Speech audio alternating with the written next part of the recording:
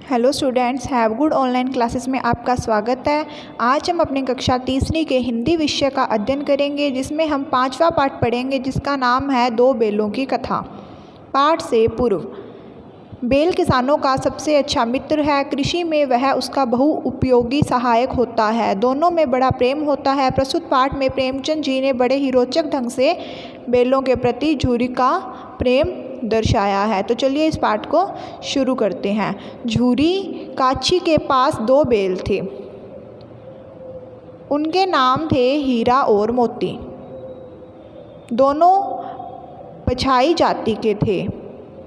देखने में सुंदर और स्वभाव में सीधे साधे व मैत्रिक।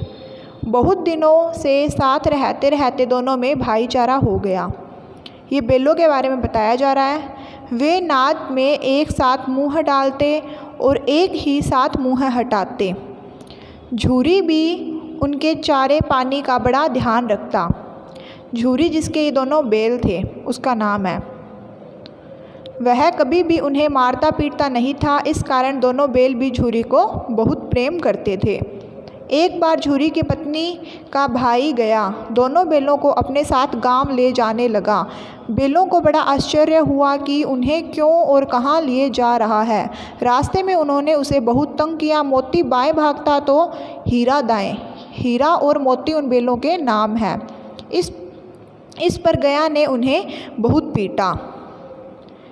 घर पहुंचकर गया ने उनके सामने रूखा सूखा भूसा डाल दिया, जिसे दोनों बेलों ने छुआ तक नहीं। रात होने पर बेलों ने वहां से भाग जाने का निश्चय किया। उन्होंने जोर लगाकर रस्सियां तोड़ डाली। सुबह उठकर जब झूरी ने उन्हें थान पर खड़े देखा तो वह सब कुछ समझ गया और प्यार से उन पर हाथ फेरने लगा। परंतु झूरी की पत्नी जल भुन गई। जो झूरी की पत्नी का भाई था, वह उन्हें लेकर गया था, पर वो वहाँ से वापस आ गए थे। उसने उनके सामने रूखा सूखा भूसा डाल दिया। फिर भी वे खुश थे। अगले दिन गया फिर आया। इस बार वह बेलों को गाड़ी में जोत कर ले चला। रास्ते में मोती की इच्छा हुई कि गाड़ी गड्ढे में ढकेल दे, परंतु हीरा समझदार था। उसने गाड़ी संभाल ली और वे जैसे तैसे गया के घर पहुँचे। अब गया ने उनसे बहुत सख्त काम लेना शुरू किया। वह उन्हें दिन भर हल में जोतता और जब तब उन्हें मारता पीटता। वे लाचार निगाहों से एक दूसरे को देखते।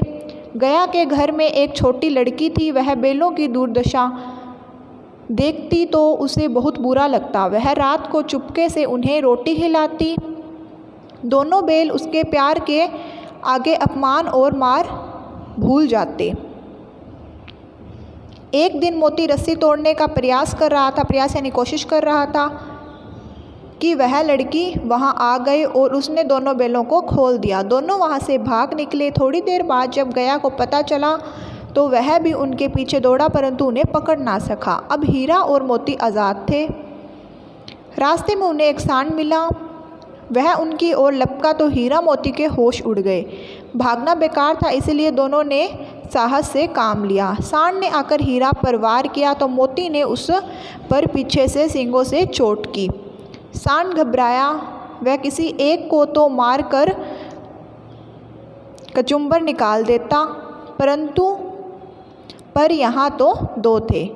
दोनों की मार से घबराकर सांड भाग निकला। मोती कुछ दूर तक उनके पीछे दौड़ा, परंतु हीरा ने उसे दूर नहीं जाने दिया। दोनों अब बड़े प्रसन्न थे। आगे चले तो रास्ते में मटर का खेत दिखाई दिया।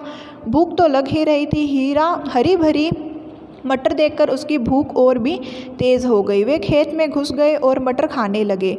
अभी पेट भरा भी न था कि खेत के रखवाले ने उन्हें देख लिया।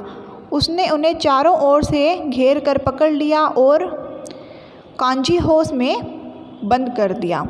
हीरा और मोती ने देखा कि कांजी होश में और भी कई जानवर थे। भैंसे, घोड़े, गधे आदि सभी कमज़ोर और दुबले पतले। वहाँ किसी के लिए न चारे का प्रबंध था न पानी का। यहाँ कहाँ आ फंसे, उन्होंने सोचा। सभी कमज़ोर और दुबले पतले क्यों थे? क्योंकि वहाँ पानी और चारे का प्रबंध न था। रात हुई। मोती ने हीरा से कहा, अगर दीवार तोड़ दी जाए तो बाहर निकलना आसान हो जाएगा। उसने सींगों से दीवार गिराने का प्रयत्न किया। 2-4 चोटों में ही थोड़ी सी दीवार गिर गई। उसका उत्साह बढ़ा तो उसने और ज़ोर से चोट लगानी शुरू की। दीवार में रास्ता बनते ही पहले तो घोड़ियाँ भागी, फिर भैंसें और बकरियाँ। मोती ने गधों को भी सींग मारकर भगा दिया। उसने हीरा को भी भाग चलने को कहा, परंतु हीरा ने मना कर दिया। सुबह होने पर कांजी होश वालों ने देखा तो उन्हें बड़ा आश्चर्य हुआ। उन्होंने हीरा और मोती को नीलाम कर दिया। नीलाम यानी कि बेचना, नीलाम कर दिया। नीलामी में सबसे ऊंची बोली बोलकर एक ढडियल व्यापारी ने उन्हें खरीद लिया। वह दोनों को अपने गांव की ओर ले चला। मार खाते खाते और भूख सहते सहते दोनों बहुत कमज़ोर हो गए। उनकी हड्डियां निकल आई थी। भूख प्यास से व्याकुल बैलों में कुछ भी दम बाकी नहीं रहा था। वे चुपचाप व्यापारी के साथ चलने लगे। आगे जाकर रास्ता उन्हें जाना पहचाना लगा, न जाने उनमें कहाँ से दम आ गया। वे दोनों तेज़ी से भागे, आगे आगे बैल, पीछे पीछे ढडियल व्यापारी। परंतु जब तक वह उन्हें पकड़ता तब तक दोनों बैल अपने घर पहुंच चुके थे। बैलों को वापस आया देखकर झूरी को बड़ी खुशी हुई। वह उनसे लिपट गया। इतने में व्यापारी भी वहां आ पहुंचा और उन्हें मांगने लगा। मोती ने आव देखा न ताव वह व्यापारी पर झपटा। व्यापारी जान बचाकर वहां से भागा। झूरी की पत्नी भी वहां आ गई और उसने दोनों बैलों के माथे चूम लिए। ये हमारा पाठ था जिसमें हमने 2 बैलों की कथा पढ़ी। कल हम इसके प्रश्न उत्तर करेंगे। आज के लिए सिर्फ इतना ही। Thank you students. Have a nice day.